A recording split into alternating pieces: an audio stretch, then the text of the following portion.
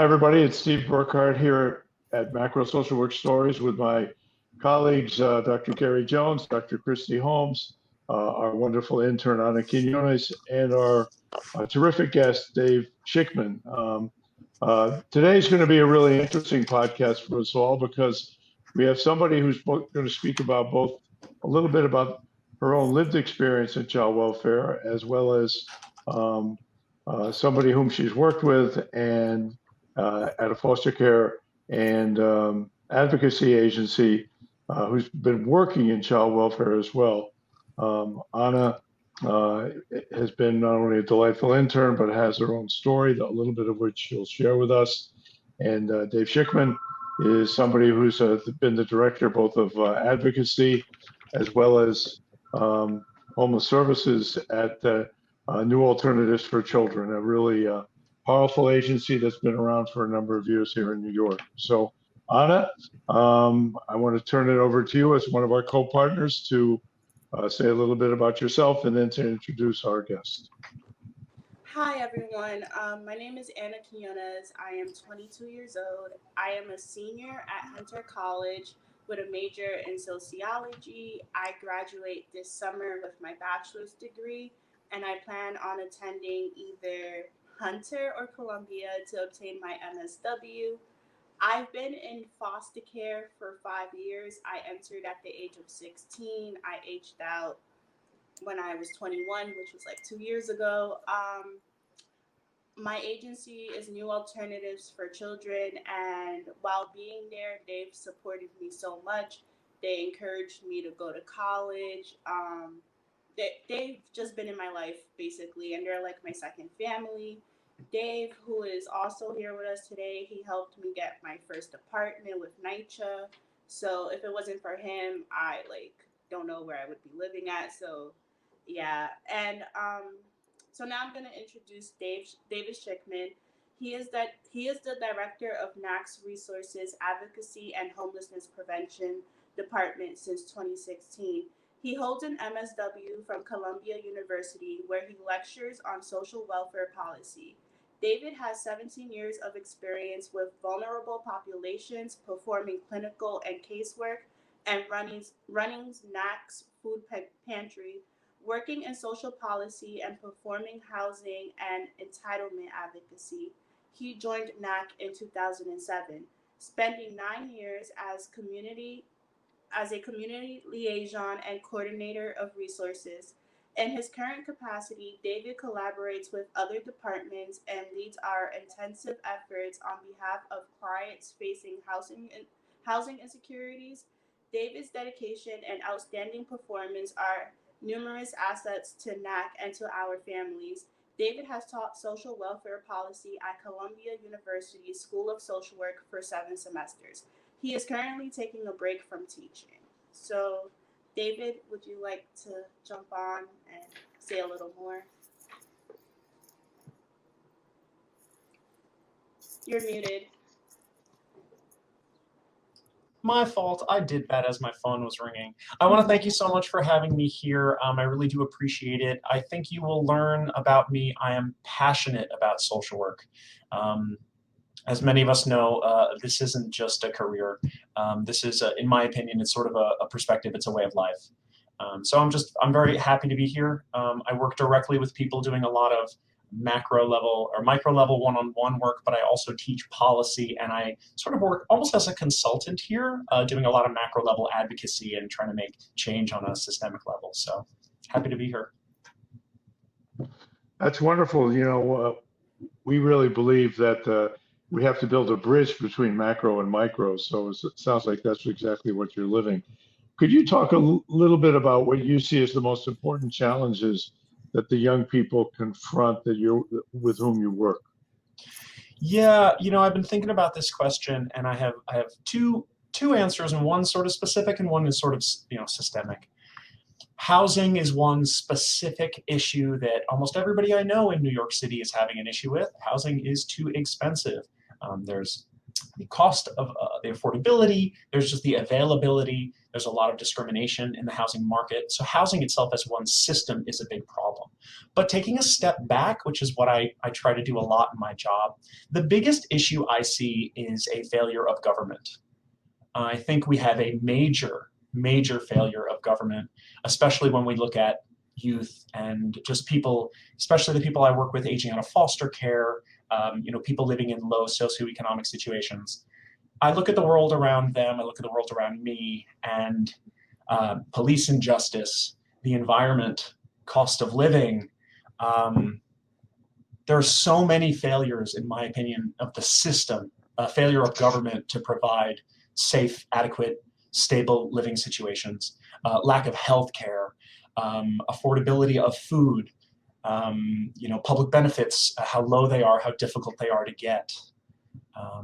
Our insistence on wars and not necessarily spending money on education, the cost of education. So I know I'm getting a little broad, but to me, it's a systemic governmental failure. And because of such a governmental failure, I see a lot of lack of engagement that people have in our politics for good reasons that I understand. And I would also hesitate to engage with people I don't think are supporting and providing enough for my life. So I think we have a system failure right now that's letting a lot of people down. As you outline the different contributing factors, challenges of the work that you do, what led you to this work? When I was in college, I was getting a degree in psychology. Just from a personal standpoint, I never wanted to go into business, or I don't care about that kind of stuff. I was just raised to take care of people and make sure you treat people the way you want to be treated and just try to make the world a better place. Frankly, as corny as that sounds a little bit, when I was getting my degree in psychology, I took a class on social psychology, and that was really the one that opened my eyes. Understanding how people interact with the environment, the interaction with the environment, just the world around us, and systems, and how everything is connected. I found that powerful. I carry that with me today, and when I teach, I talk all the time about systems. Nothing is black and white. Everything is nuance, and everything is connected. And social psychology led me to social work directly. I got my master's right out of college, and I'm very happy as a social worker. As I mentioned, I'm passionate about it. I love what I do. So, yeah. It's very important how you noted the ability to understand that we are here to partner, and social psychology really opened that door. There's a quote from a professor, Lily Watson, where she talked about the ability to understand our connectiveness. If you don't understand our connectedness, you really don't need to come to my community to partner with me. I'm in that process. I'm glad that you have that framework as you look at bringing about change in systems. And you're able to connect the different systems. As you look at systems and challenges and your training, the training that you've had and the training you're a part of now in academia, are there any disconnect between what you see in the field and what we do in academia? When I was hired at Columbia, I started teaching, and I felt very comfortable teaching. But my perspective was different than some of the other professors because I work directly with the clients one-on-one. I teach policy, but I can't just teach you what the policies are. That doesn't matter. I need to teach you how the policies work on the ground and how I can help you and your clients interact with those policies. It doesn't matter if I teach you what SSI is. That doesn't mean anything. How do you get it? How do you appeal? Right? How do we fight the systems and try to get the numbers raised? So part of my job at Columbia was, and just when I teach and when I work with people, is making that direct connection to on the ground work instead of just talking about it from a policy level. I think a lot of times social workers are so busy and have so many responsibilities that they don't always have time to focus on the larger systemic changes because they're very focused on the macro and focused on working one-on-one with their clients, which is a strength. We need to work one-on-one and treat everybody individually. But it's become important at my position here that I'm the one to take a step back and make sure my eyes are on the policies and are on society. I send out emails when we have policy changes, just making sure that people understand the policy changes. So I think we can get sometimes, there's the saying, can't see the forest from the trees. Sometimes social work just sees the trees. Sometimes. And I think other roles in social work have to step in and make sure we're taking a step back and doing larger advocacy and not just supporting a system that might not be helping people. It's you do a lot of the one-on-one work and then make those policy connections, which is just terrific.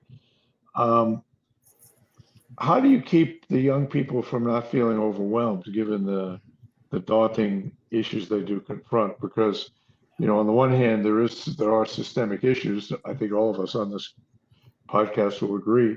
On the other hand, young people need hope. So how do you balance that? That's got to be, and then Anna, I'd like you to respond to that too because you've done so much in your young life. It'd be great to hear from you too. But Dave, to start with you, how do you, on the one hand, you got to pay attention to the systemic stuff. On the other hand, how do you create hope too?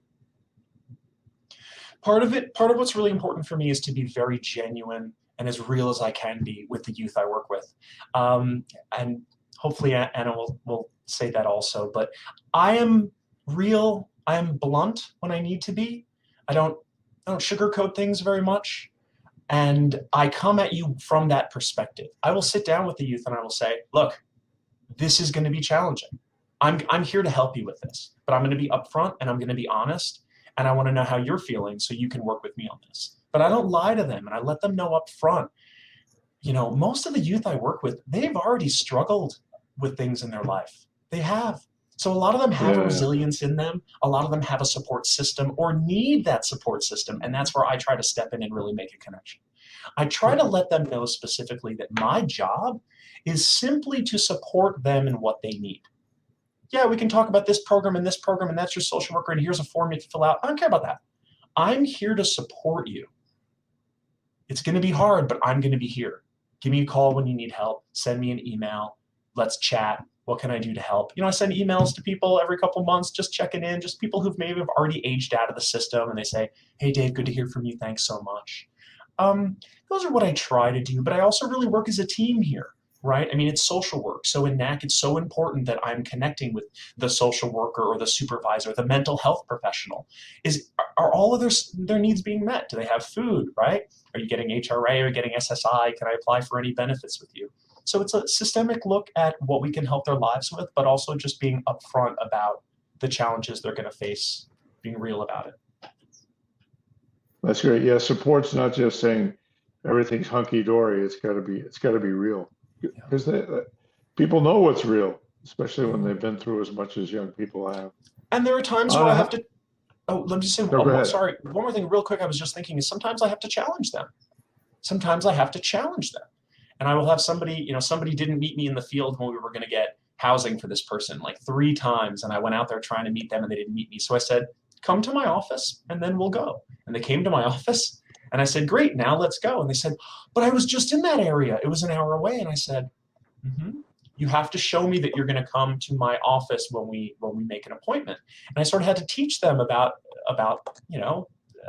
doing what you got to do. And they looked at me and they said, okay, I get it. Cool. And they knew I was being real. I wasn't trying to penalize them, but I was not wasting my time as well, right? So, Anna, sorry.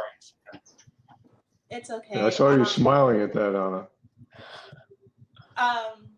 Yeah, to like piggyback off what Dave said and like how he brings hope. When I entered NAC at the age of 16, like I didn't know what foster care was. I was like, what's a NAC? What's a social worker? Like I was so confused. But like I think probably like 3 months into foster care, I met David for the first time. And he was like, hi, how can I help you? And then I told him everything that I needed help with, especially like housing, because I was about to like be 18 soon and I just wanted to be on my own. Like I don't have my family with me My foster family, yeah, they were great, but I didn't want to be with them as well. I just wanted to be by myself where I'm currently at. And so David, like, he really sat down with me. He helped me apply for NYCHA. It was a long wait. I waited like almost 2 years, maybe three, I think. And when I got the letter in the mail, David like took his time. He came with me to like sign the paperwork. He came with me to see the apartment, and like I was unsure if I really wanted it, but like him and my social worker at the time really sat with me, even if it was for like hours, and he like encouraged me, and I obviously took it because that's where I'm at now. And not only like with housing, but with like meetings, he facilitates family team conferences. I think that's what it's called. And throughout those family team conferences, it's really overwhelming for me personally because you have the foster parents, the social worker, the education specialist, Mhm. therapist. And I always used to get so overwhelmed and I used to just cry in those meetings. And David would just like pause the meeting, talk to me, step out the room, and just like calm me down, and then we'll continue. So like I would say he's very motivational, and he really cares about the youth, and you could just like see that. Um, for me, like I said, I entered care at the age of 16, so I was already older than much of the NAC kids that you see. Some of them are like 9, 10, 15. So my perspective was different from theirs. And honestly, I always felt out of place being at the agency because I didn't see really no kids my age. I didn't, I just felt uncomfortable. So in 2019, I decided, like, that's enough. Like, something needs to be done. So I gathered some youth that I know, probably like three or four. I sat them together and I was like, look, we need to create a group for young people to like advocate for themselves, to express what they want to see change at NAC, to have more programs for older youth. So we came up with a proposal. We brought it up to some of the directors of NAC, and within like 4 months, our youth advisory board was created, and thankfully those youth were able to help me out. And now we've been meeting for like, it's been a year, almost 2 years now. We meet once a month, and the Wow. youth who I meet with are between the ages of 14 to 25. There's about 15 of us.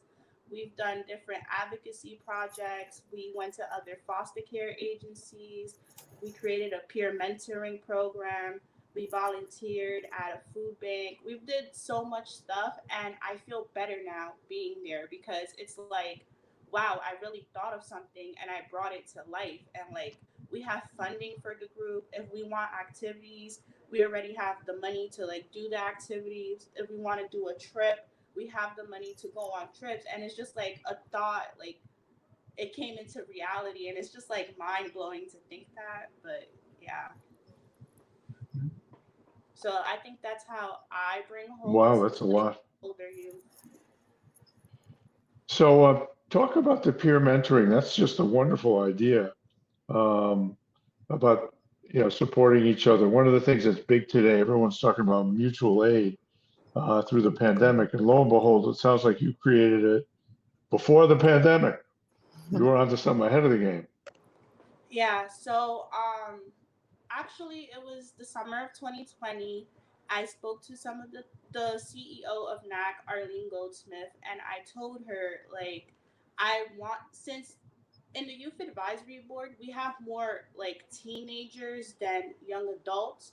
So there's Uh-huh. 5 young adults, and then the rest are all under the age of 18.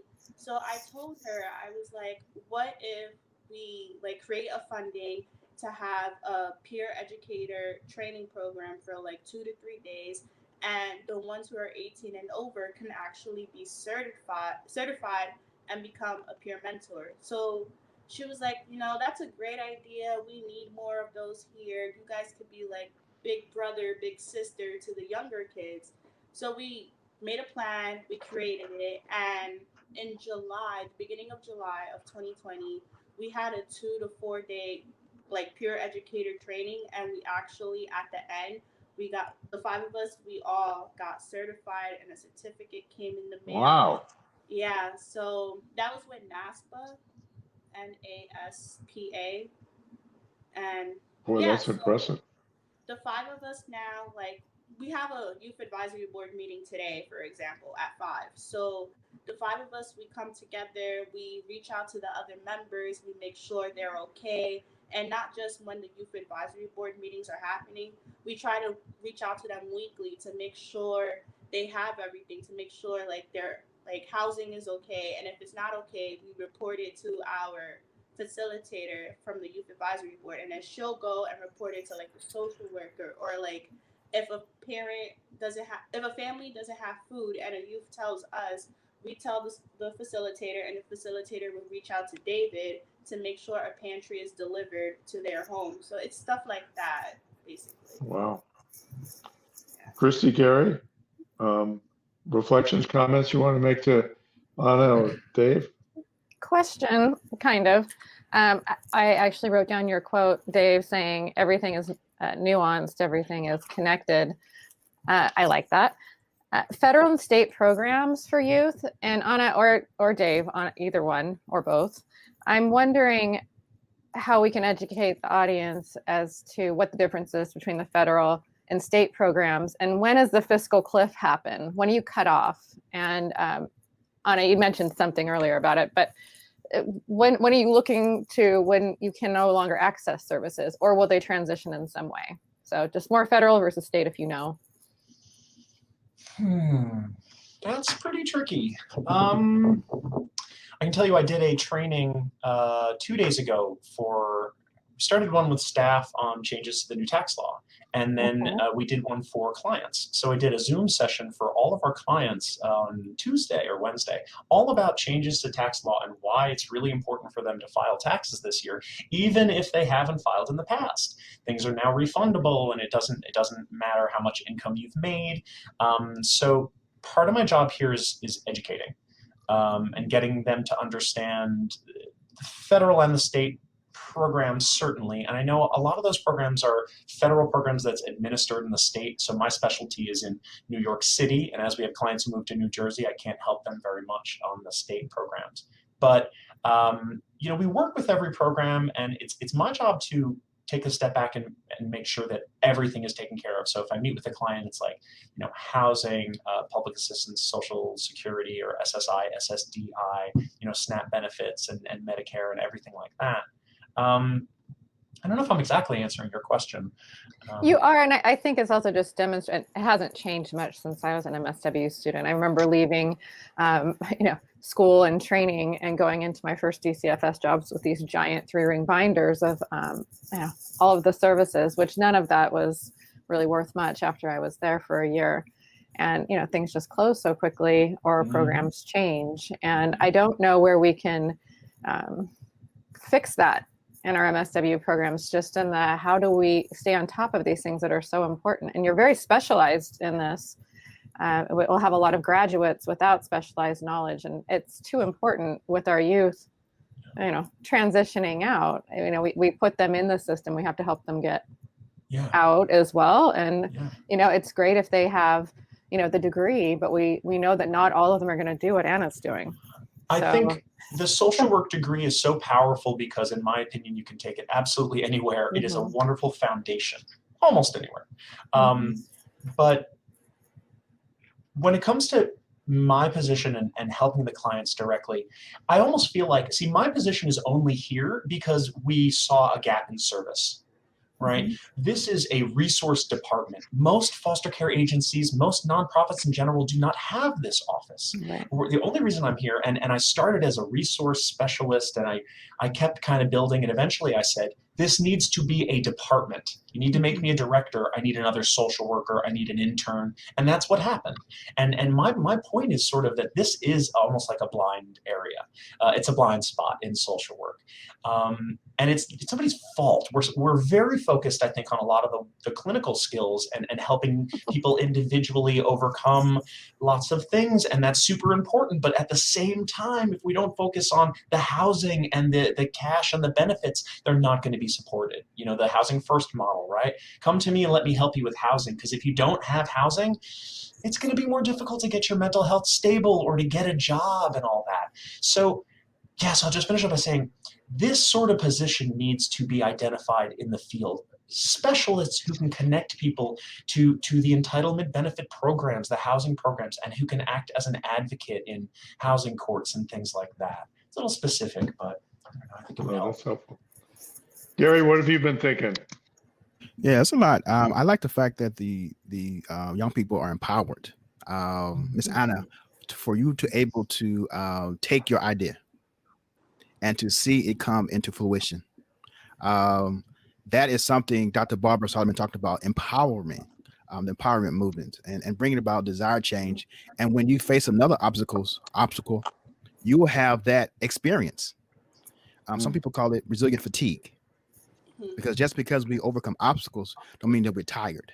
Don't mean that we are burdened by taking it upon ourselves to bring about a change process. But that experience will be a beacon of hope when we're faced with unforeseen and then obstacles in our life. So thank you for sharing that experience. And I think that you can encourage young people and yourself because you were brought to the table, and you can able to see your work and others being able to change. So I've been encouraged. Thank you. Thank you. Thank you. Actually, I have one quick thought on that. If I could just say, you know, I've been teaching now for about 7 semesters at at Columbia. And when I started, the students are different just 4 or 5 years ago than they are now.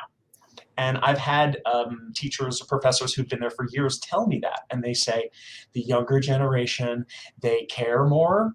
Frankly, they're more engaged. They're going to hold your feet to the fire. And that's what's happened with me. I've had students come in and say, well, I don't think that's right, or I don't like this article. And I'm like, great, bring it on. Push back. This is social work. If you don't like it, you should tell me you don't like it and advocate, and let's do it. So I just I want to highlight Anna's work and recognize that I think that's a pattern, I hope, in Anna's generation. I think a lot of people are waking up to what's the saying? We're past the stage of informing people. We're past that stage. We know there are problems out there, right? We're way past the No knowledge more stage. awareness. No more campaigns. awareness, right? We're past the awareness stage, and I think we're getting to this action stage, and Anna's a perfect example of that. So, just great point, Dr. Jones. Well, it seems like your agency is also very receptive. That's not the story we usually hear, especially on multiple levels. We need a new department. That's not usually responded to well. Let's let the youth create something and lead it. They'll usually give a nod. We'll let her be an advisor on something, but not let's give them their own thing and fund it. So that also isn't, unfortunately, too realistic across the board for everyone. How we can scale it, I don't know. You know, maybe that is something we try to do as a profession. My first job out of grad school, I was there for a couple of months, and it was rated by the FBI. And they were not doing their job, and I knew they weren't doing their job. And I was because I said, this isn't a good environment. I need to learn how to be a good social worker. Let me get out of here. Rated by the FBI. I still gave my 2 weeks notice because I wanted to close out with the youth I was working with. It was a runaway and homeless center in Brooklyn. What's my point though, right? I got here at NAC, and I've been here 14 years. It's important for me, and Anna, this is a lesson for you, I'm sure, going forward, right? When you find a place that you feel like matches with your ethos and has the right energy and is making a difference, for me personally, I stay. And we've had to look at ourselves sharply over the last couple of years. You know, how many white people do we have in upper management? How much diversity do we have? These are questions we're asking ourselves, and we're trying to make a difference in a lot of the way we approach the world in our hiring practices. We're very big on trainings, very big. I think this afternoon we have a conversation about the wonderful guilty verdict that happened this year. So to sort of directly answer that, it comes from the top. But you got to surround yourself with good people and good environments and good social workers. You have to. And almost don't know how you build it from the bottom, but you have to be introspective, and you have to be able to look at yourself and find fault. And that's also social work, right? We're not. I hope the students and especially early career professionals in social work are hearing that part of it too. Listen to your gut. If it's feeling shady, it probably is. If there's things going wrong, you don't necessarily have to stay and work from within, because that's often the advice we give to others, is try to change it from the inside. You actually don't have to stay there. You can go get another job. I say all the time, if you are in social work, your responsibility is to justice, is to the sense of what's right and what's good. I'm sorry, but it's not to your employer. Say, wait a minute, what? No, I got to get paid and I got to get my paycheck. Yeah, I get that. Your responsibility is to your clients and to help your clients. And there have been times where I've turned to my executive director and said, I think that's a terrible idea.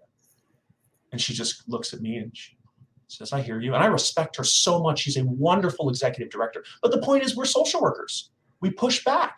We don't say no. We don't accept bad systems, even if we are in those bad systems. If you find yourself in a bad system, get out of it.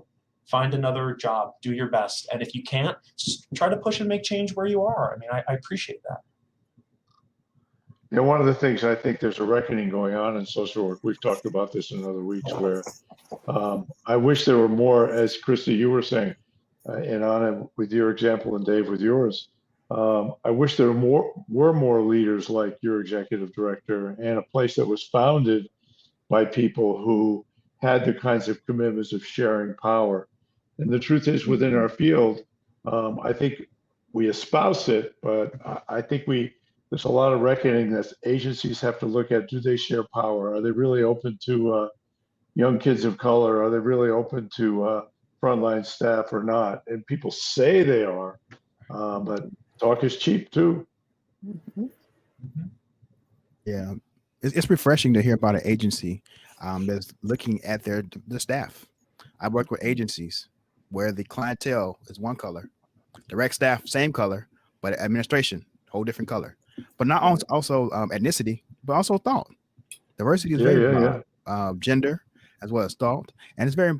I like the fact that their agency is looking at what we can do to represent our clientele, the lived experience, to show them what they can become, and even greater, and hearing their voice as we go through the change process.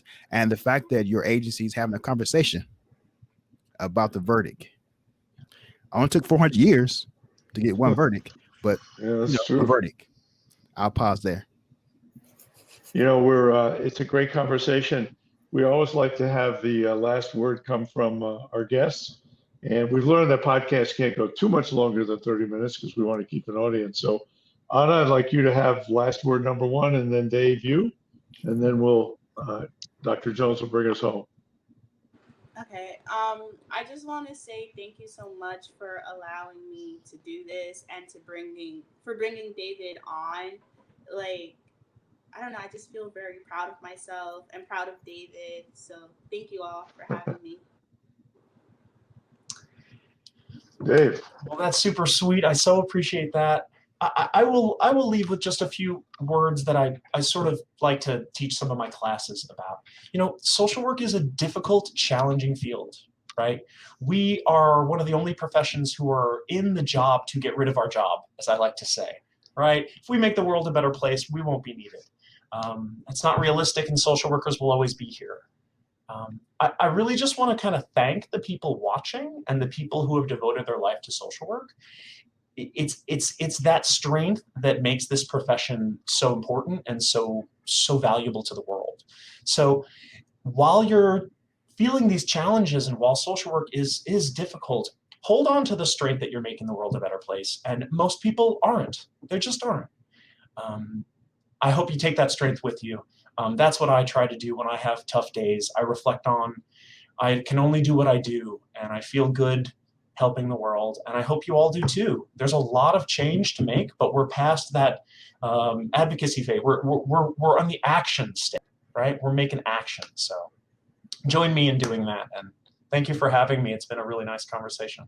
Yes, I want to thank everyone for being a part of this vital, important conversation in micro social work stories, where the lived experience of the employees, those who we serve, all should be a part of the conversation to bring about desired, sustainable change. And we have to look at how every system may be impacted by it. So thank you all. We hope you have a wonderful day, and we look forward to returning back to macro social work stories. Thank you.